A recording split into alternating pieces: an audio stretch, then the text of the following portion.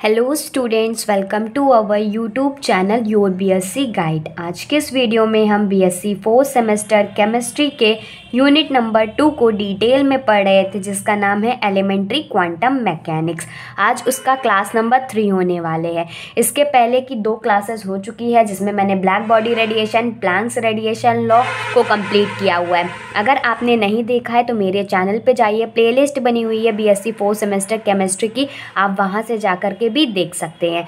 आज की वीडियो का टॉपिक है फोटो इलेक्ट्रिक इफेक्ट। आज पूरा का पूरा फोटो इलेक्ट्रिक इफेक्ट क्या होता है, थ्रेशोल्ड फ्रिक्वेंसी, एनर्जी, वेवलेंथ, सब कुछ मैं आप लोगों को इसमें क्लियर कर दूंगी, ताकि फोटो इलेक्ट्रिक इफेक्ट से जितने भी क्वेश्चन बने आप लोग उसको अटेम्प्ट कर सके। तो पूरा वीडियो ध्यान से देखिएगा, स्किप मत कीजिएगा और ज़्यादा से ज़्यादा बच्चों तक शेयर कर दीजिए, ताकि और भी बच्चे अपनी स्टडी को बेहतरीन कर सके।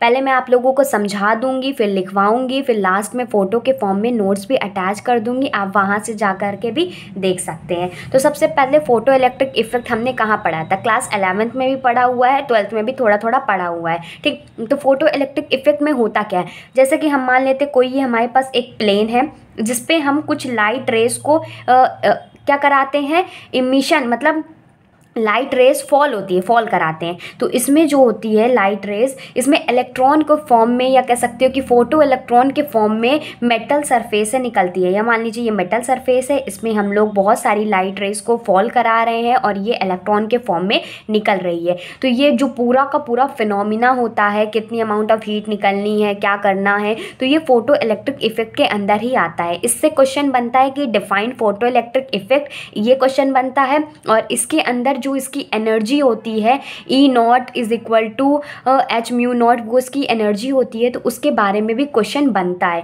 ठीक। और इसके अंदर थ्रेशोल्ड, एनर्जी, फ्रीक्वेंसी, वेवलेंथ, 3 ऐसे टॉपिक है जैसे शॉर्ट में क्वेश्चन और लॉन्ग में क्वेश्चन भी बना हुआ है, ठीक। तो स्टार्ट करते हैं। सबसे पहले इसके डेफिनेशन लिखेंगे, फोटो इलेक्ट्रिक इफेक्ट क्या होता है। तो लिखेंगे the phenomena of the emission of the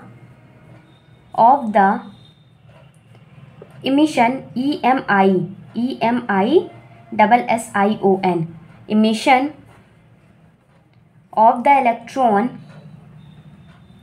from the surface of a metal। पहले लिख लीजिए, फिर मैं आप लोगों को समझा दी हूँ, क्योंकि पहले देखिए आप लोगों के लिए समझना भी बहुत ही ज़्यादा इम्पॉर्टेंट है। लेकिन ये जो थ्योरेटिकल है, तो पहले थ्योरेटिकल लिखना पड़ता है, फिर उसके बाद समझेंगे। कह रहे the phenomena of the emission of the electron from the surface of a metal when a beam of light, electromagnetic radiation होती है जो बीम ऑफ लाइट होती है, of sufficient high energy falls on it is known as the photoelectric effect।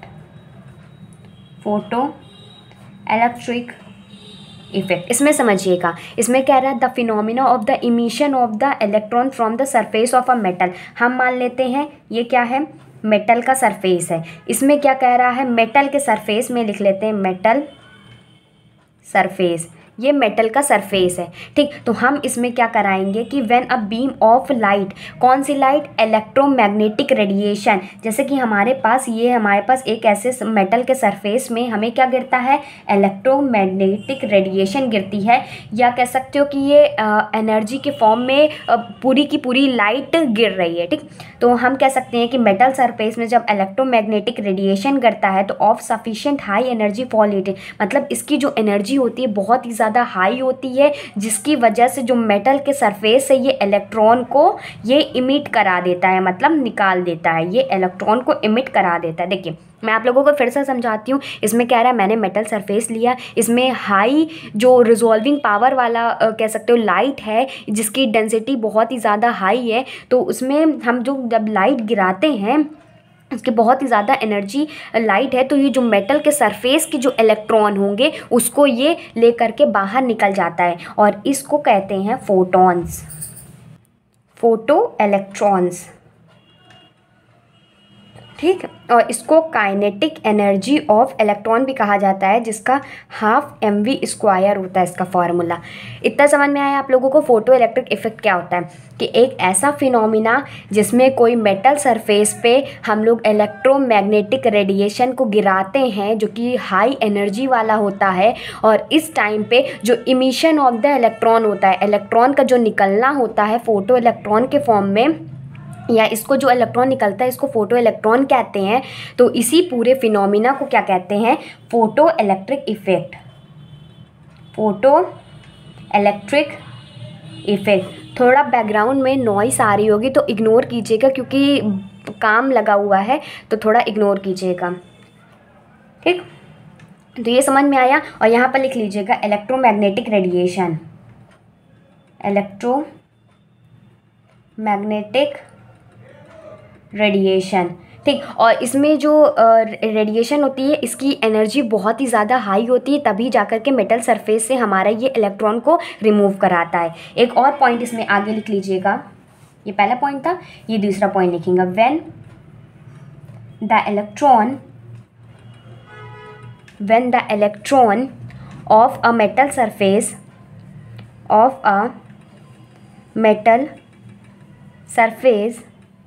are exposed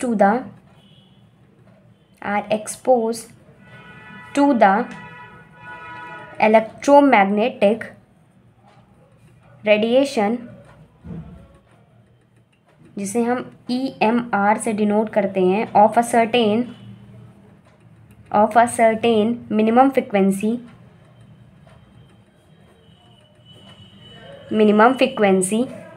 mu naught, the electrons are emitted। इसमें कह रहा है when the electron of a metal surface, जब metal surface के जो electron होते हैं are expose to the electromagnetic radiation के संपर्क में आते हैं या उससे कांटेक्ट में रहते हैं, of a certain minimum frequency, तो उसमें कुछ फ्रीक्वेंसी चाहिए होती है कि उसमें कितनी इलेक्ट्रॉन निकलने की फ्रीक्वेंसी चाहिए होगी, जिसे म्यू नॉट कहते हैं। द इलेक्ट्रॉन आर इमिटेड, उसी फ्रीक्वेंसी से जो इलेक्ट्रॉन निकलते हैं, और इसकी जो एनर्जी होती है वो energy is equal to H mu होता है, ठीक। अभी मैं आप लोगों को इसमें जब एनर्जी और फ्रीक्वेंसी बताऊंगी ना तो इसको समझा दूंगी। पहले इतना अच्छे से समझ लीजिए कि फोटो इलेक्ट्रिक इफेक्ट क्या होता है। एक मेटल सरफेस में जब हम लोग हाई एनर्जी इलेक्ट्रोमैग्नेटिक या बीम ऑफ लाइट को फॉल कराते हैं तो उसमें से मेटल सरफेस से जो उसके इलेक्ट्रॉन होते हैं वो उसके कांटेक्ट में आ करके उससे इमिट हो जाते हैं। उसकी कुछ वेलोसिटी होती है, फ्रीक्वेंसी होती है, उसे म्यू नॉट कहते हैं। इसी को पूरे के पूरे फिनोमिना को फोटो इलेक्ट्रिक इफेक्ट कहा जाता है। ये डिफाइन करने को क्वेश्चन बन सकता है। अब आगे नेक्स्ट पेज में देखते हैं, हेडिंग डाल लीजिएगा कि आइंस्टाइन के अकॉर्डिंग क्या था। उससे पहले मैं आप लोगों को थ्रेशोल्ड एनर्जी और फ्रीक्वेंसी बता देती हूँ, फिर आइंस्टाइन के अकॉर्डिंग बताऊंगी कि उन्होंने इसके बारे में और थ्योरी दी थी जो उसमें क्या क्या कहना था उनका। तो इसमें लिखिएगा थ्रेशोल्ड एनर्जी, जिसे हम ई नॉट कहते हैं, and threshold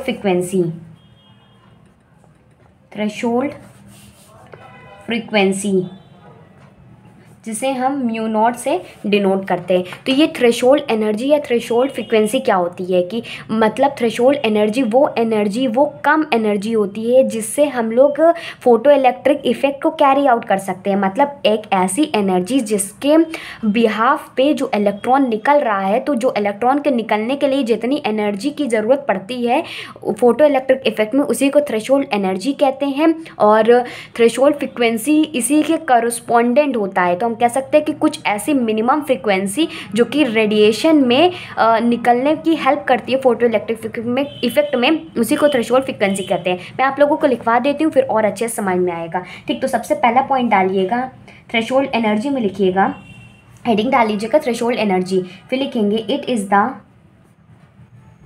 is the minimum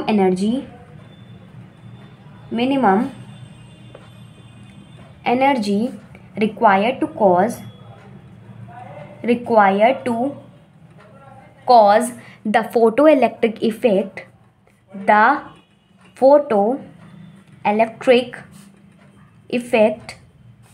from the any metal, from the any metal, any metal is called, it is called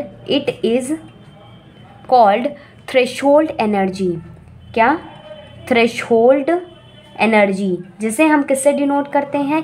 E0 से डिनोट करते। कह रहे हैं it is the minimum energy, ये वो मिनिमम एनर्जी होती है रिक्वायर्ड टू, जिसकी ज़रूरत होती है to cause the photo electric effect, photo electric effect को कराने के लिए फ्रॉम एनी मेटल, कोई भी मेटल से, उसी को थ्रेशोल्ड एनर्जी कहते हैं। ठीक, और इसमें हो गया थ्रेशोल्ड एनर्जी हो गया, जिसमें आप लोगों को थ्रेशोल्ड फ्रिक्वेंसी समझा देती हूँ, फिर उसके बाद आप लोगों को इसका बीच में रिलेशन भी बताऊंगी। तो थ्रेशोल्ड फ्रिक्वेंसी में लिखिएगा the threshold frequency, the threshold frequency is defined as minimum frequency. कैसी फ्रिक्वेंसी? मिनिमम, मतलब कम से कम फ्रिक्वेंसी जो होगी, minimum frequency of incident radiation, जो उसमें रेडिएशन इंसिडेंट हो रही है, मतलब जो उसमें रेडिएशन फॉल आउट कर रही है। ठीक, below which the photo electric emission is not possible, emission is not possible. इसमें क्या रहा है? Threshold frequency is defined as the minimum frequency. Threshold frequency को डिफाइन किया गया है कि एक ऐसी मिनिमम फ्रिक्वेंसी किसकी? इंसिडेंट रेडिएशन की, जो इलेक्ट्रोमैग्नेटिक रेडिएशन फॉल आउट हो रही थी, तो उसकी ऐसी minimum frequency below which the photo electric emission is not possible, जिसके बिना फोटो इलेक्ट्रिक इफेक्ट पॉसिबल ना हो सके, उसी फ्रिक्वेंसी को कहते हैं थ्रेशोल्ड फ्रिक्वेंसी। और इसको कैसे डिनोट करते हैं? म्यू नॉट से डिनोट करते हैं। ठीक, अब इसमें नेक्स्ट पॉइंट लिखेंगे कि रिलेशन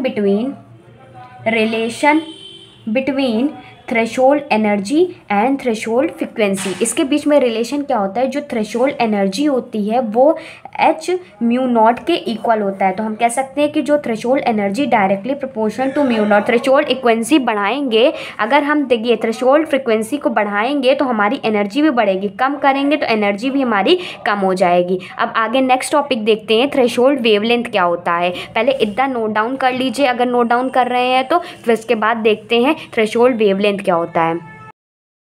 अब नेक्स्ट हेडिंग डालिए थ्रेशोल्ड वेवलेंथ। थ्रेशोल्ड वेवलेंथ क्या होती है, जिसे लैम्डा नॉट से डिनोट करते हैं। तो इसमें सबसे पहले इसकी डिफिनीशन लिखिएगा। थ्रेशोल्ड वेवलेंथ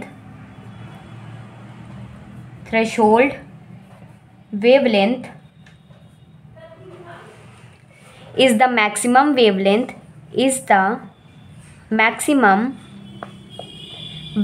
of incident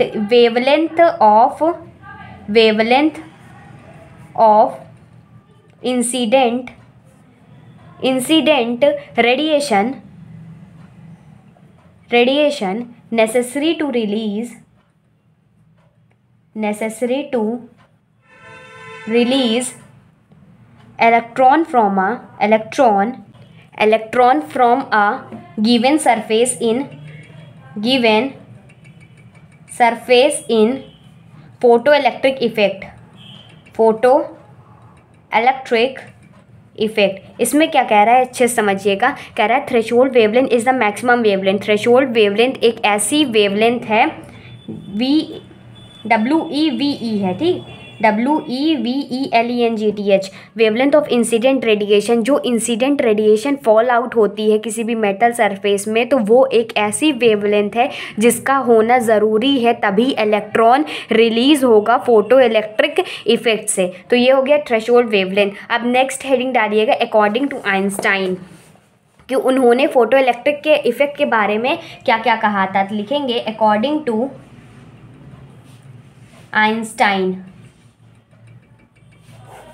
इसमें पहला पॉइंट लिखिएगा कि जो लाइट होती है, जो लाइट फॉल हो रही थी, वो फोटोन से बनी होनी चाहिए थी, ठीक। तो इसमें पहला पॉइंट लिखिएगा light is made up of photons. ठीक, नेक्स्ट पॉइंट लिखेंगे वन लाइट फोटोन, जो एक लाइट का फोटोन होगा सिर्फ एक ही इलेक्ट्रॉन को इजेक्ट कर पाएगा। ठीक, जैसे कि हमारे पास ये लाइट गिर रही है तो एक लाइट का जो होगा सिर्फ एक ही इलेक्ट्रॉन को इजेक्ट कर पाएगा। ठीक, तो लिखेंगे one light photon can eject only one electron, सिर्फ एक इलेक्ट्रॉन को इजेक्ट कर पाएगा। और थर्ड पॉइंट लिखेंगे there is no time lag between photons and electrons, मतलब कोई भी टाइम का लैग नहीं होगा। जैसे कि फोटोन्स गिरेंगे वैसे ही इलेक्ट्रॉन निकल जाएंगे, कोई समय नहीं लगेगा। ठीक, और इसमें नेक्स्ट पॉइंट लिखिएगा fourth point, if the incident light has energy, मान लेते हैं कि जिसकी जो इंसिडेंट लाइट है उसकी एनर्जी मैंने बताया था ना E is equal to H mu होता है, and phi be the work function of electron and half M V square be the kinetic energy of electron after ejection, then according to